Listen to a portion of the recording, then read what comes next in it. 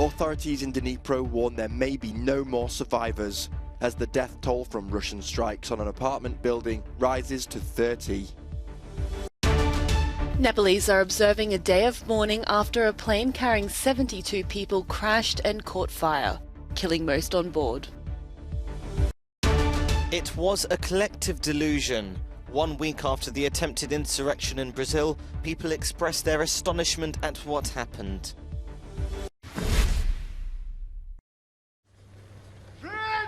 The death toll from a Russian missile strike on an apartment building in Ukraine's southeastern city of Dnipro rose to 30 on Sunday as rescue workers scrambled to reach those buried in the rubble. The city's mayor has warned there may be no more survivors among the 44 people reported missing.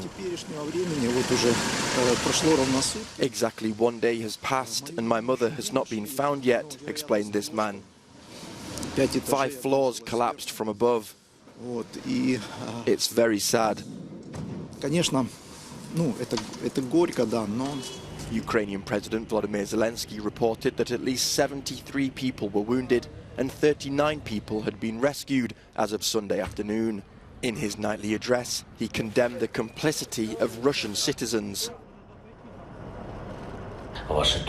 Your cowardly silence, your attempt to wait out what's happening, will only end with the fact that one day these same terrorists will come for you, he said. Evil is very sensitive to cowardice. Evil will always remember those who fear it or try to bargain with it.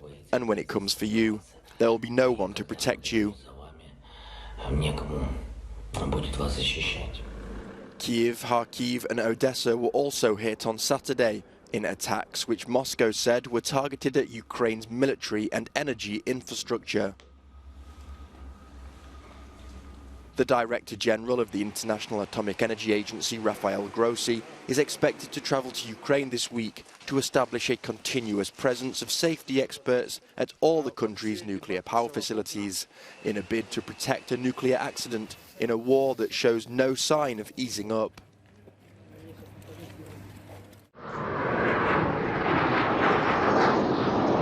This is the moment a plane crashed in Nepal on Sunday morning.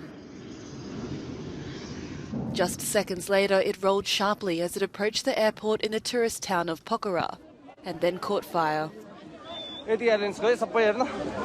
A search and rescue operation involving hundreds of soldiers was suspended overnight but has resumed this morning.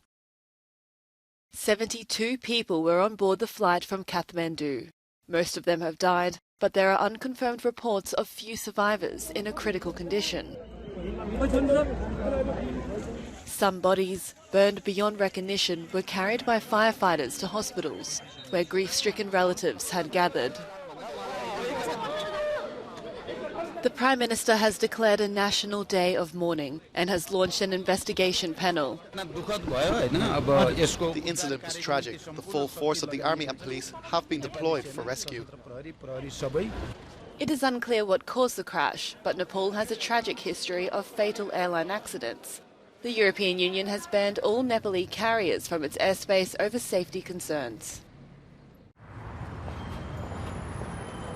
Austrian actor Florian Teichmeister has been charged with possession of child pornography.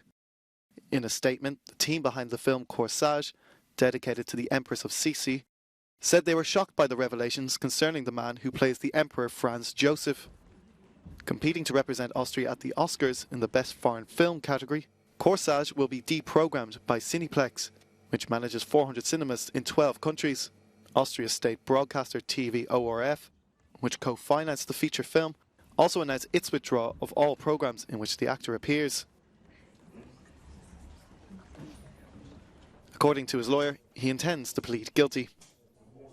Florian Teichmeister will plead guilty in the criminal proceedings. He confessed everything in the preliminary proceedings. He has always cooperated fully with the authorities, and he has been undergoing psychological treatment for 2 years, which has allowed him to work on his mental problems that led him to own the files in question. He therefore takes full responsibility for his actions, but stresses that this is a purely numerical offense and that he has not harmed anyone. The producers of the film Corsage claims that the shooting took place before the first rumours appeared in autumn 2021. Teichmeister is due to appear in court on February 8th. and he faces up to 2 years in prison.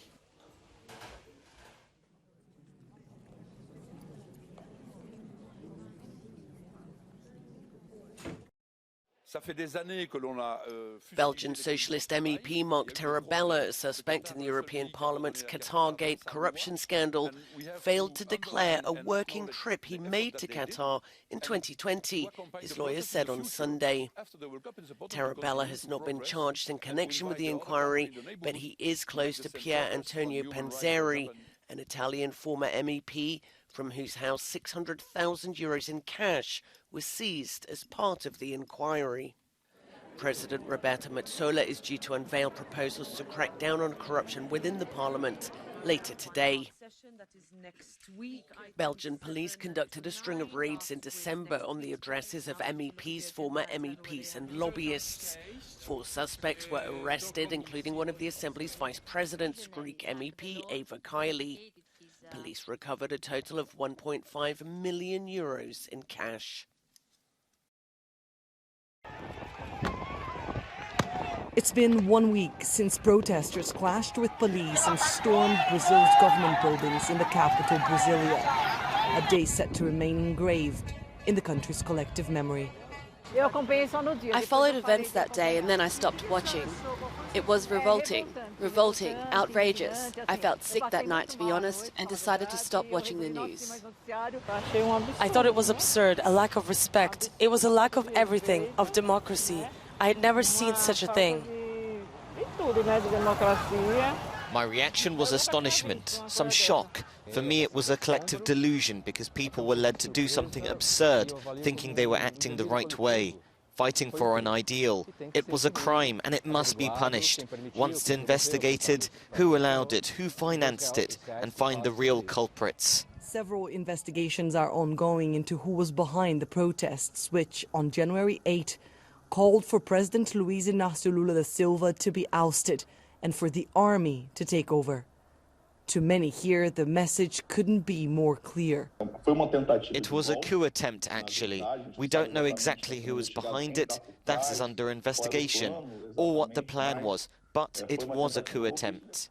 But Leo Puglia believes last week's events may have helped Lula's government.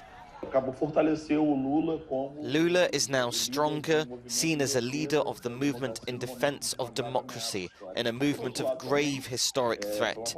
But on the other hand, it was a very serious event that shows the resilience of the radical fringes of Bolsonarism, how far they can go. There is a significant part of the population that is disconnected from reality and is radicalized. Lula's comeback has been remarkable even to his supporters, but he is now faced with arguably his most difficult task yet. And many here fear what the anger among his predecessors' supporters may bring.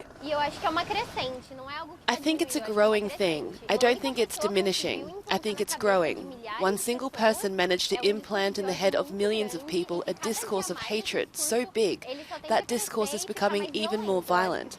And that's what we're watching now. Democracy that we speak so often about disappeared last Sunday.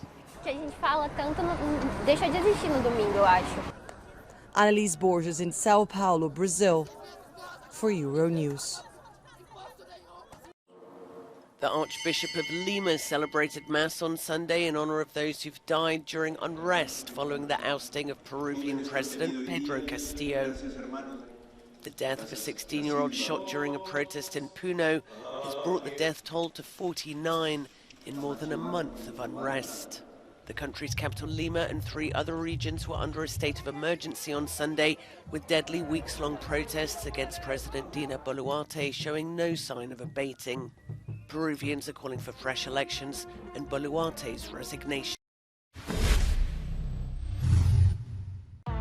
Barcelona clinched the Spanish Super Cup for the first time since the competition was revamped and moved to Saudi Arabia with a 3-1 victory over Real Madrid. 18-year-old Spanish sensation Gavi opened the scoring for Barcelona before goals from Robert Lewandowski and Pedri put breathing space between the two sides. Ballon d'Or winner Karim Benzema did pull one back for Madrid late on, but it was Xavi's men who got their hands on the trophy, their first since 2021.